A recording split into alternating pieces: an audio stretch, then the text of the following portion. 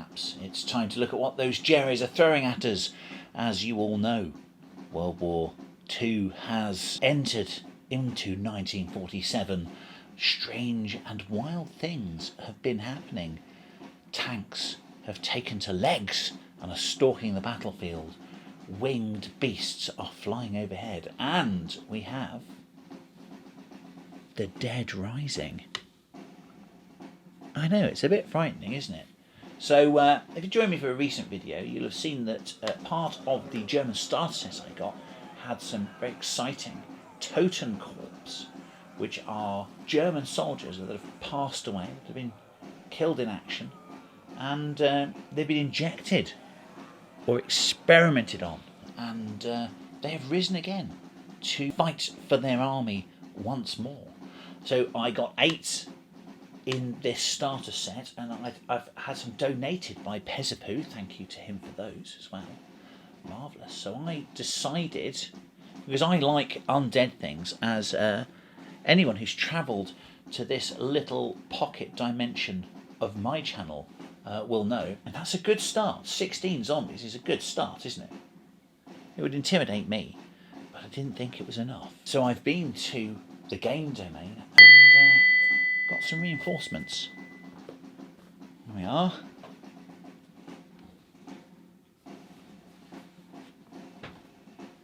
Three boxes. 12 of them there are, I believe, if the picture's to be believed. So should we have a quick look inside? Yes, go on then. Go on then. Put these back a little bit. There we go. A little bit of room to manoeuvre. But these are buried in the ground, post-mortem, as it were. How can we bring these warriors back to life? How can we resurrect them once more? Well, there is only one way, and that is with Caliburn. Yes, the blade that knows no side, apart from that which is just. And it will sear through any barrier.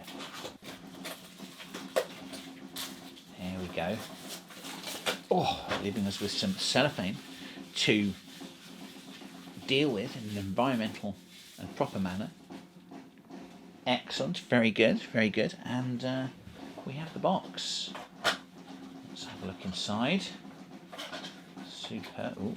Oh. So it looks like it cleverly hides a blister pack and some bases. Warlord bases, which I like. I like the ridging on the end there, keeps the basing material in. Easy to use, and quite flat to the ground as well. Not very thick. Keeps the profile of your model low. Doesn't make much of a difference to me, but I know there are very competitive people that like things as low to the table as possible to lower the visibility of their model, if such things are important to you. And some devilish Majors and Ubergrubers out there, aren't there? Yes, there are. And let's look inside. We've got something that excites me nowadays as I find out more about Warlord products. Morgan packed that for us. Thank you to Morgan. Wonderful. And then we've got 2 more bases, it would seem. Okay, well, we'll have 2 more bases. Why not, indeed? And then a stack of Totenkorps. Now there's 12 on the box, and let's have a look. 2, 4, 6, 8, 10, 12. There we go. Lovely. So they've not lied to us. That's good, isn't it? It's the right number. We want the right number reporting for duty, don't we? We do. Now, there's quite a lot of metal here. It doesn't seem to be excessive, however. There we go. It comes off with a fingernail. Or some clippers. It's probably what I'm actually going to use in a file. There we are. There are our sculpts. Oh, it's got that gent there. He looks like he's looking at his arm, wondering what's happened to half of it. Yes, indeed. We'll have a look at a couple of these sculpts. At least he's got both of his arms left.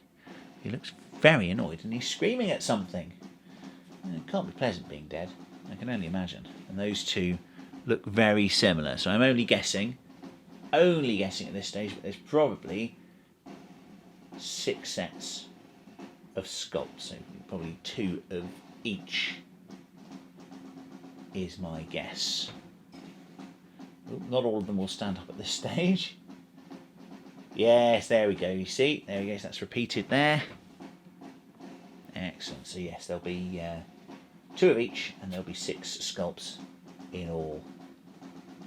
Marvellous. This guy's head's lolling over. Doesn't look in a good state, really, does he? No, he doesn't. But it doesn't matter. I mean, the things that you can do, even though a lot of the sculpts are the same. For a start, you could probably just lop the head off of one and put it on another, couldn't you? You could just swap heads if you really wanted to. Don't know if I'd want to go into that detail, but you certainly could. There are a couple of them with their arms out, so you could just, I don't know, heat that up. Bend the arm. I don't think there's quite a soft metal. You don't even need to warm up the model. That'll just, there you go. Look, I've bent it already. Super. So there you go. So you can change them so they don't look too similar if you really want to, with a couple of methods. And you mad and wonderful modelers, artists and artisans out there will do all kinds of things, I'm sure, to make your models distinctive. Something I noticed from the Warlord sprues that the Panzer Grenadiers come with is there's a lot of extra equipment on there. So you could take packets, packages, stowage, spare weapons, etc., and you could put those on here too, couldn't you? And they would look distinctive and different. I don't really feel the need to do that, but again, you could quite easily. There we go, look. Put his arm out, bend that. Look at that. There we go, that was simple, wasn't it? Not hard at all. So don't worry that there are sets that look very similar or the same. You can do things to these to make them even more distinctive if you want. And once there are 30 odd of these things in a row coming at you, are you really going to stop and look at them in that way? No, I'm going to be too busy shooting them in the head. So what should we do? I think we'll get the rest out and start putting them all together and start giving them a lick of paint. What do you think?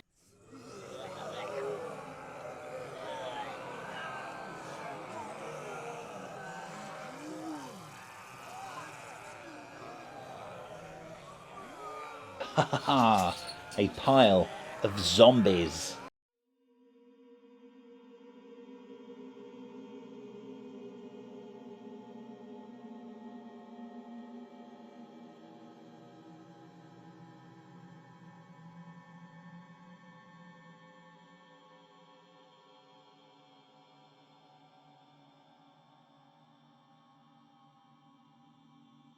There we have it, or rather them. 52 whew, craven cadaverers, yes, ready to shamble against the enemy. Ranked a little bit too neatly perhaps. Maybe I have to mix them up a little. I don't know what level of drill these everlasting soldiers might be able to achieve. They've certainly got a level of sentience. They only go towards the enemy in the game. They don't go towards their own side so much, although everyone's very scared of them apparently in their own army.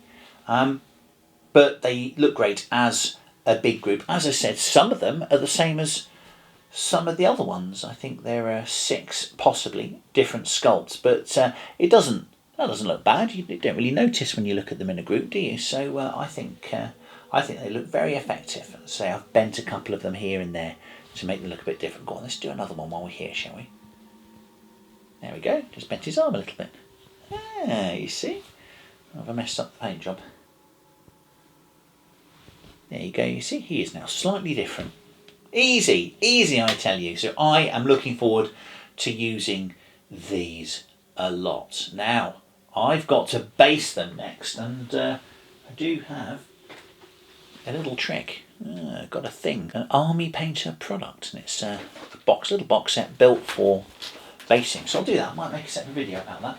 Do an opening. What do you think? So all done apart from the basing, and the idea of the Totenkorps is to advance on a feature that we'll set up on a table, and for a small band of brave British soldiers to defend against this deathly onslaught. So those are the Konflikt 47 Totenkorps. I've very much enjoyed doing them. They weren't too hard to paint, although I am no painter at all, no artist or artisan, and you out there will do a far better job than I will, and I'll be very proud of you for doing it. So get in there, get loads of zombies, 12 in a box, more than I actually initially thought were in there, and great value they were.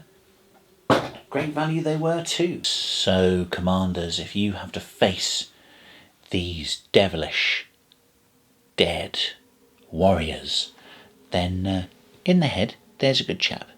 Best advice. Take care everyone.